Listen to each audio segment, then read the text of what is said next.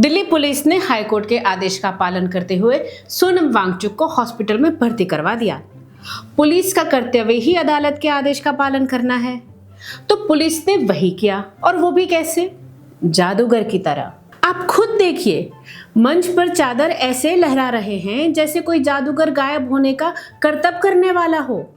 और हाँ, ये जरूर है कि जादूगर के रोल में दिल्ली पुलिस के जवान थे। उधर अभिजीत दीपके ने बताया कि पुलिस ने उन्हें मारा है। ये कुमार विश्वास विश्वास करने लायक बात नहीं है। ये बात मैं इसीलिए कह रही हूँ क्योंकि यही क्लेम दीपके जी पहले भी कर चुके हैं। ये देखिए, इससे काम नहीं बना तो एज एन आफ्टर थॉट दीपके जी बोले ये आरएसएस की साजिश है। इन बेचारों की यही समस्या है।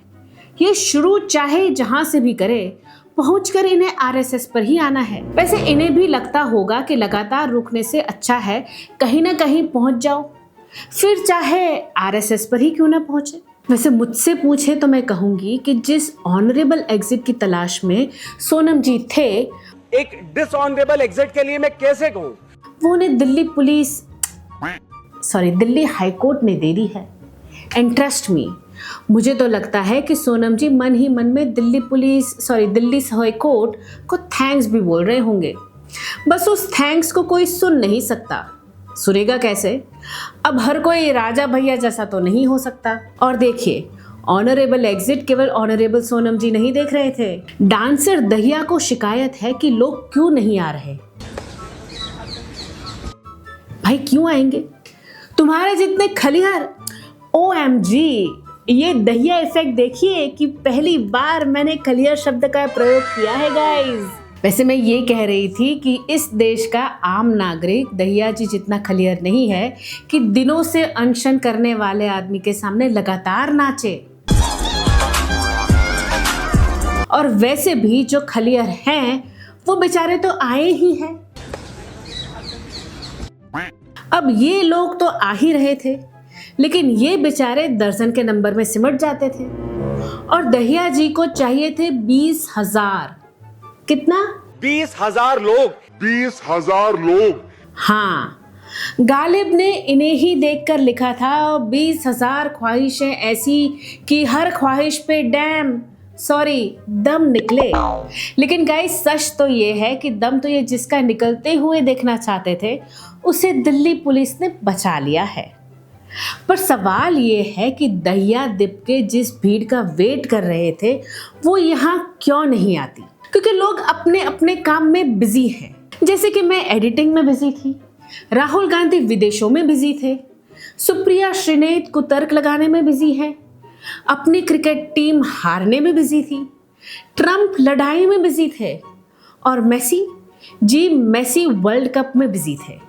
भाई सबके अपने अपने काम है, कोई अपने स्टार्टअप में बिजी है।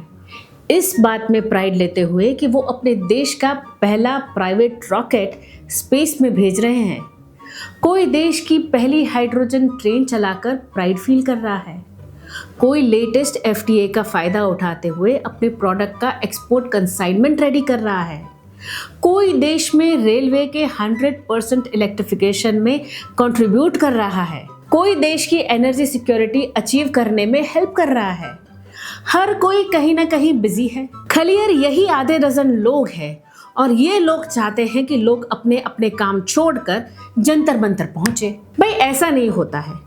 माने मेरी बात को ऐसे समझिए कि प्रियंका चतुर्वेदी जैसी सरकार विरोधी इंडियन भी जंतर मंतर न जाकर भारत के अचीवमेंट को सेलिब्रेट कर रही है।